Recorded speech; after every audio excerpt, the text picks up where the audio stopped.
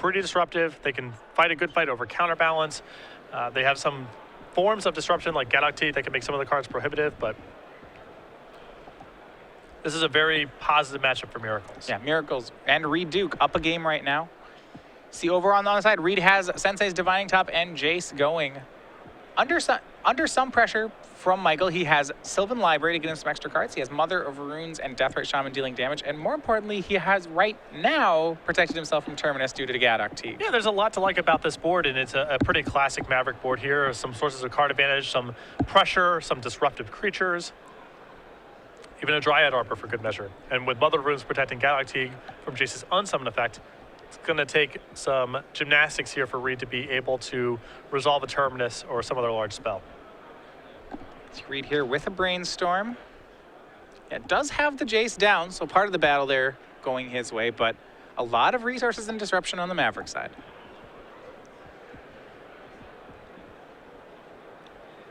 Do a spin here, see what he wants to keep.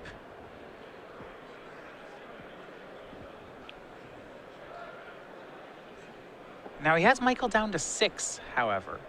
So there is a window here for him just to get some damage in if he finds, well, I would say if he finds something that can treat the Angels, but Gadok's keeping that off the board as well. I would imagine most of the damage that Michael's taken in this game has been due to his own Sylvan Library. Very little pressure from Reid's deck. Even for Miracles decks, this deck is very light on pressure. No Vendilion collects, no Snapcaster Mages, so I would guess that's just Sylvan Library. Yeah.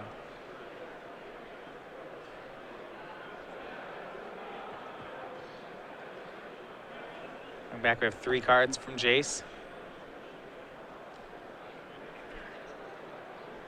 See, Entreat the Angels among the cards in Reid's hand. Counter spell as well. Okay, so if you're in a Reid Duke spot, you need to find a Terminus at some point here to take care of the board. But the Gadok and Mother of Runes stand in the way. So to get through all of these different elements, where does the chain start? Well, I mean, it's asking a lot, right? He needs something like, I imagine removing the Mother of Runes from the table, or at least getting the shields down for 1 turn, then getting the Galactic off the table, then setting up the Terminus. So he'll go ahead and pass. We're back over to Antrim's side.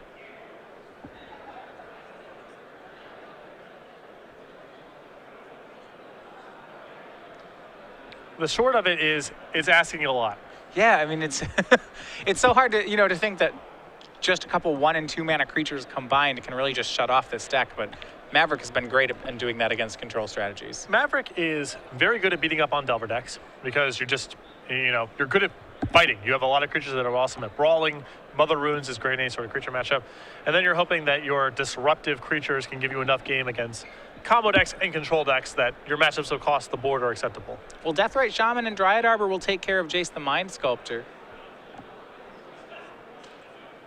Land for Antrim. And he's just going to continue to commit to the board. Here's Knight of the Reliquary to join in, looking to set up a lethal attack in 2 turns, I would think. Yep. So Reid will spin the top. Stan Sariason, he feels pretty comfortable right now about his protection from Terminus. It would require a lot from Reid. And all of Reid's sweepers do cost 4 or more. There's just not many ways for him to get around this protected Gadok. I believe Reid with a Needle in his hand. Needle allows him to get Mother of Runes out of the action. At that point, he just needs to find an answer for Gadok, and then Terminus is back online. So he needs to find, I guess, Swords to Plowshares. Something along those lines. This assumes that he has everything rolled up. We don't know that for sure, but that's the path. And Pithy Needle is a good start. He's going to use Divining Top to try to find this. Cracks a fetch land, spins again. Has a turn to work with. It's unlikely Michael will lethal him this next turn. We will go ahead and draw off Sensei's Divining Top. This is all still on end step, and then he'll Brainstorm.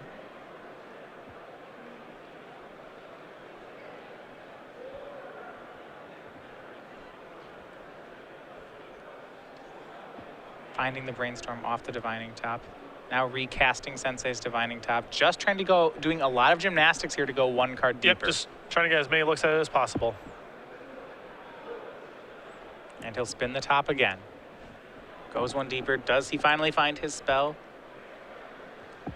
did not put nothing on top that he wants just yet. He'll pass back to Michael Antrim. And you can see that Reid is definitely mindful of how long it takes to play this deck and all the little nuances, because his pace of play is very fast. Last turn he took quite a few game actions, and some of them were pretty fidgety and complicated. He's constantly reordering, trying to figure out how he wants to set up his Divine Tops and his Brainstorms and such, but playing at a very fast pace, because that's enemy number one for this deck is the clock. Yeah, you see there, just fine with Michael after the shuffle.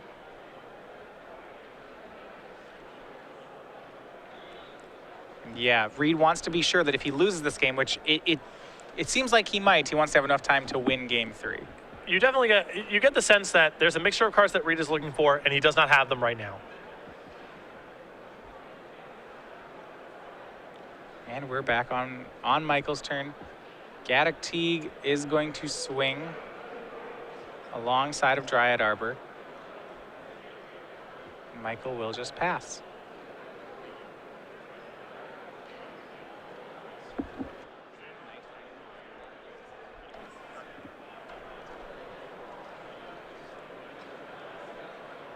Mountain for Reid. Going through basics. Basic count pretty high in Reid's list. Yeah, 3 plains, 6 islands, and 1 mountain. The mountain's in the sideboard for matches where he's bringing in Blood Moon or is worried about Wasteland. Only 1 volcanic in the main deck, so there's not a lot of red sources in his list. He's got a main deck Pyroblast and Blood Moons. And that's just about it.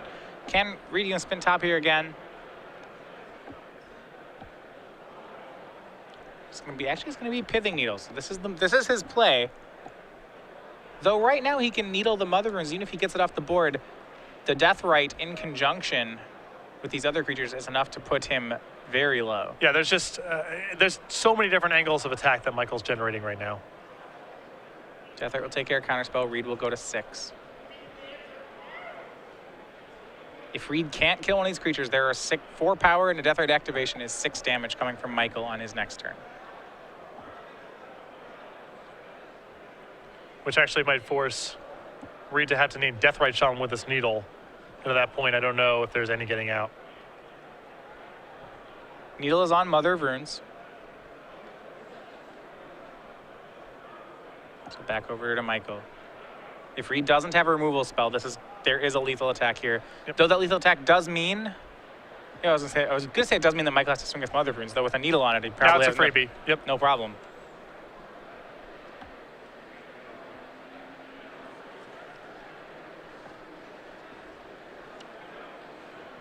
Michael fetching on step down to 4 himself. That not too big of a problem though. Miracle's not a Lightning Bolt style deck.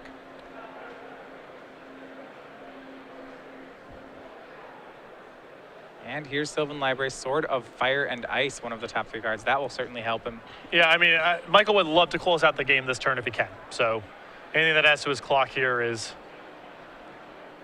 something he's happy with. It's a little slow and cumbersome, but should be good enough to get the job done right here. Well, here's the sword.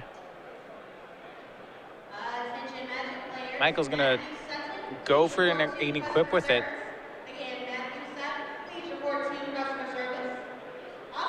And instead of leaving up the black mana for Death Threat, he's actually leaving up the Karakas in case Reid tries to flash in, maybe something like a Vendilion Click to block. Yep. Here's a swing. Is this lethal? We will see. And I like putting the sword on the Dryad Arbor here because all this line of play is predicated on Reid being able to get the Gaddock Teague off the table anyway, so you don't want to put it on the Gaddock Teague. Look at that play from Michael. Reid does crack his Divining Top, flashes Vendilion Click into play, and Michael at the ready with Karakas.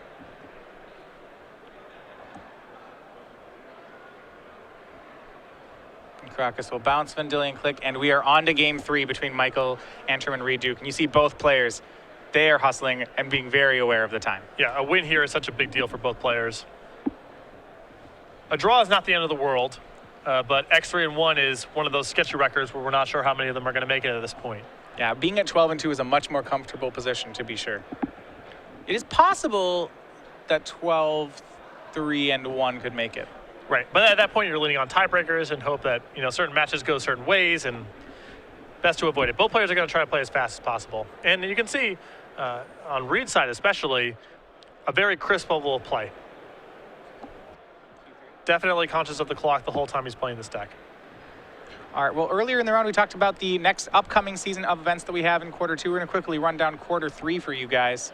These are going to be the ones coming in our third Invitational. So we start with our Modern Grand Prix. This is following up the week after our first Modern Invitational. We're running another Modern Grand Prix. This is here in Charlotte. We'll tell you more about that later on in the broadcast. After that, we continue in the Midwest, where we go to Indianapolis, Baltimore, and Chicago to play some Standard. Yeah, Chicago, we're going for the first time in Open Series history, so we're very happy about that. We come back to Richmond for a Standard Open at the end of July, a Modern Open in D.C., then a Grand Prix Standard in London, August 14th through 16th. We'll have more information on that event as we get closer.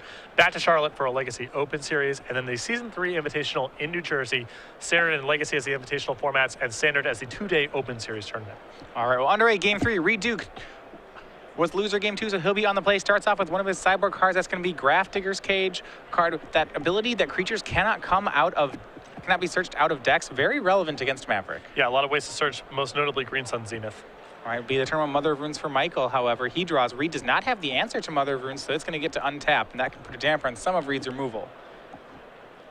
I love covering Legacy tournaments because you run into players where you get the sense that, in part, they're playing this deck because I've invested so much in this, and just nothing but beta duels and foil everything for Michael's Maverick deck. Yeah, Wasteland will take care of the Tundra from Michael. Goes back to Reid. Does he have another land? He does. It's going to be a Sculling Tarn. He leaves them both uncracked. Nothing to play yet. Doesn't want to get Wastelanded again as we go back to Michael's turn 3 now. Second land, and it is going to be Sylvan Library. Remember that combo Mother of Runes plus Gaddock Teeg was so potent Game 2. It's going to be slightly harder for him to assemble this game because he cannot go find the Gaddock Teeg with Green Sun Zenith. He'll just have to draw it. And this is a card definitely worth fighting over. Reid's not up to much right now. I mean, it's the first couple turns of the game, obviously, but his deck's on the slow side. And Sylvan Library, we hopped in late into Game 2, but you got the sense that Michael drew just a ton of cards off of it. Yeah, he came in at 6, which is probably 3 extra cards off Library and then 2 fetch lands. Yeah, there are a lot of selection there, and I think Reid is well served fighting over this card if he can. Yeah, his game plan is generally just to do a lot of 1-for-1ing, so he definitely wants to 1-for-1 with that one, so he will cast Counterspell on it. Play a third land, it's a basic Plains, and then he'll pass back to Michael. Caracas, the draw for Michael Antrim. He'll play that, and now try for Knight of the Reliquary. If it resolves, Mother of Runes can back it up, and it does. It's on the battlefield. Though there's no protection right now from something like a Supreme Verdict or some sort of sweeper. Those are live for Reid. Fourth land for Reid. It won't be a verdict, but it will be Council's Judgment. And the vote will be for the Knight of the Reliquaries. That will get destroyed. I mean, Council's Judgment can take care of the Knight in the same way that it can take care of True Name Nemesis. It's choosing, it's not targeting. Mother of Runes can't do anything in that spot. And this may be the play, though. Gaddock Teeg from Michael. This is the creature that Reid did not want to see hit Gaddock the table. Teeg with Caracas in play and Mother of Runes backup is very problematic for Miracles. You see Michael waiting until he had that untapped Caracas before even going for the Gaddock Teeg. Heads up there, and now he has that 2-card combo again. Once again, we'll say, ask, can Reid fight through it? It's going to be hard. Now taking a look to see how many copies of Council's Judgment are hanging out on this list. Well, he's going to cast. He has at least a second one. He's going to cast it here. We'll see. And Michael will go ahead and let him destroy the Gaddock Teeg. He had the option of Caracas bouncing the Gaddock Teeg before that resolved.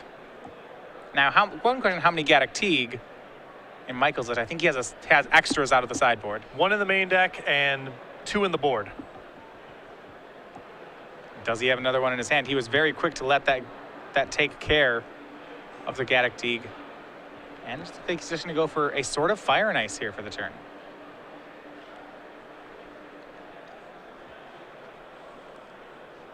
Has the mana to equip it to Mother of Runes. We'll see if he wants to actually attack with it with Mother of Runes. That would certainly be, that would take down her shields for a turn. I think that Michael's plan, the sense that I'm getting here is that he wants to keep Mother of Runes just open and active. Now with the sword in play, every random dork Michael draws is a big threat. It requires Reid to probably have a sweeper because it's going to be hard for him to use spot removal in the face of the Mother of Runes. Yeah, he's trying to blank Reid's spot removal. Reid playing a 5th land and passing back. Michael trying to fetch for Dryad Arbor, can't actually do that because of the Grafdigger's Cage in play. It is a creature. Michael was hoping to get that so he could throw a sword onto it. He'll have to settle for a different land.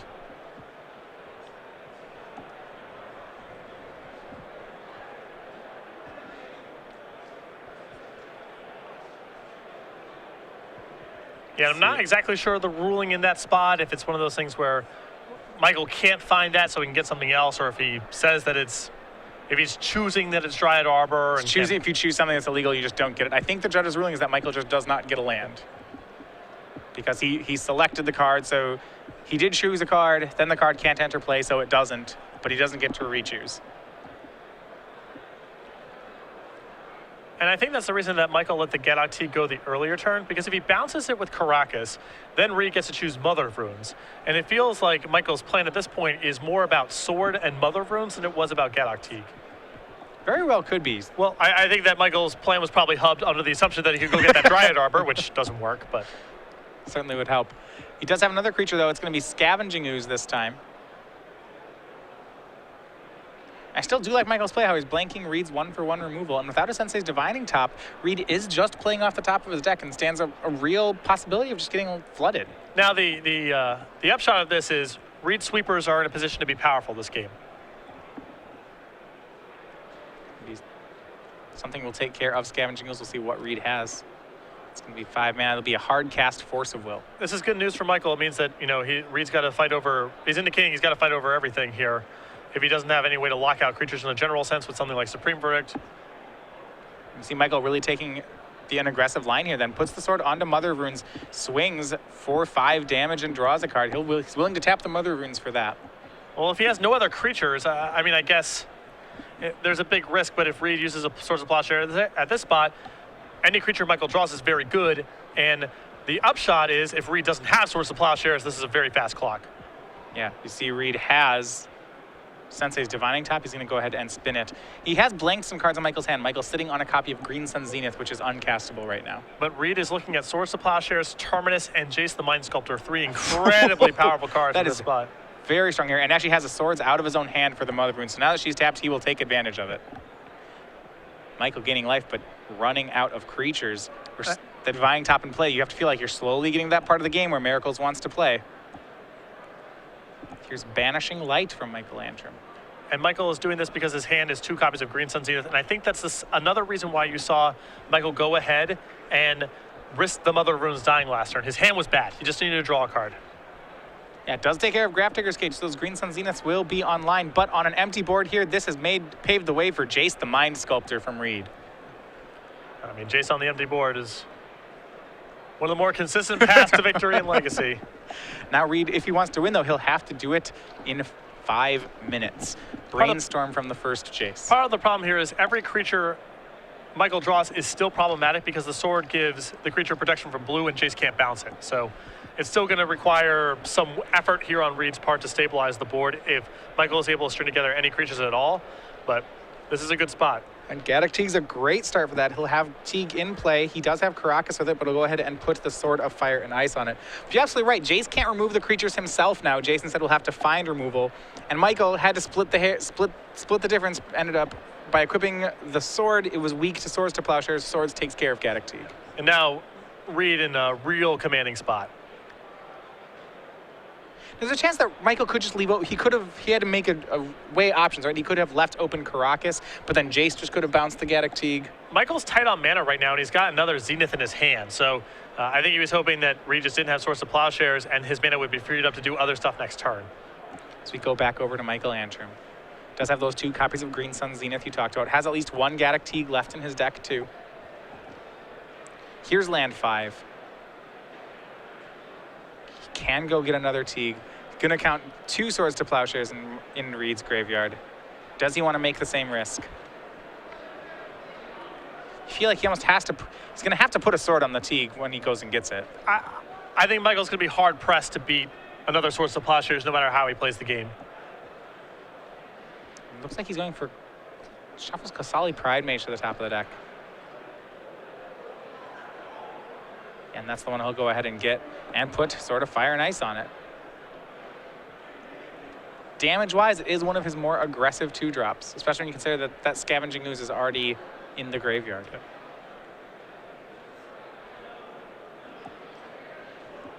And Reid had this Terminus set up, and he's just taking care of the Pride Mage now to be efficient about it. And this is the game plan. Reid is just going to try to 1-for-1 all of Michael's cards and then activate Jace every turn. And I think part of the reason that Reid is pursuing this line of play is if the board ever starts looking bad and Reid needs to play a defensive game and get the draw, he can do that. But if Reid's plan here is to play for the win, Fate Sealing with Jace is probably a faster route than trying to win with a Vendilion Click or any other thing. You see Dig Through Time now cast from Reid. He's going to find just another Brainstorm, I believe in some removal. Now he Brainstorms with Jace, so it's actually a Force of Will. Has not found a blue card to go with it. Another copy of Divining Top in hand. He'll go ahead and play that, then pass the turn. We're back over to Michael. 2 minutes remaining in the round. If you're Reduke, you may have to win with a copy of Entreat here. Another route, yep. He's playing 2. Even winning with Jace requires a lot of turns if you ultimate it. Michael here mulling over. He's got Green Sun Zenith in hand, and this is kind of his last shot.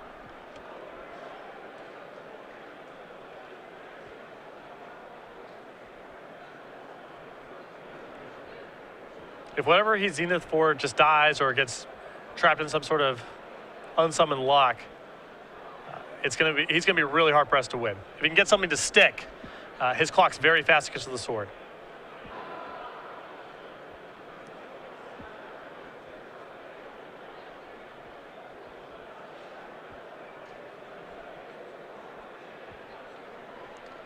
Yeah, his last weapon here is the Green Sun Zenith. It's for 2.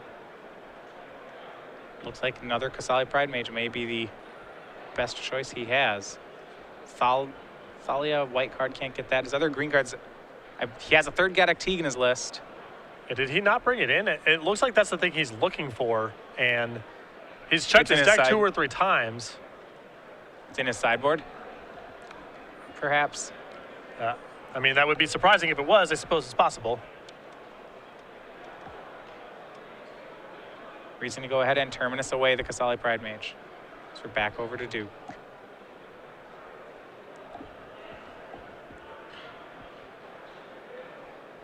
Jace pluses up to 7.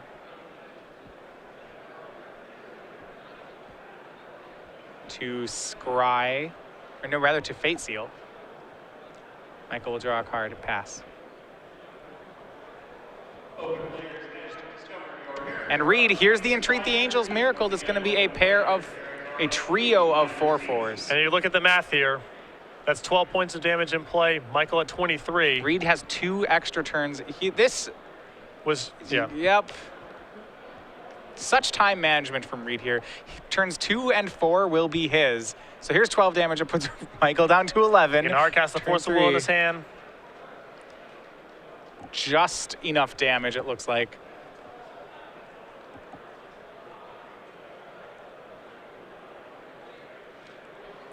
And Reid not going to rush him here because he knows, he's got it all wrapped up and it's just a matter of time.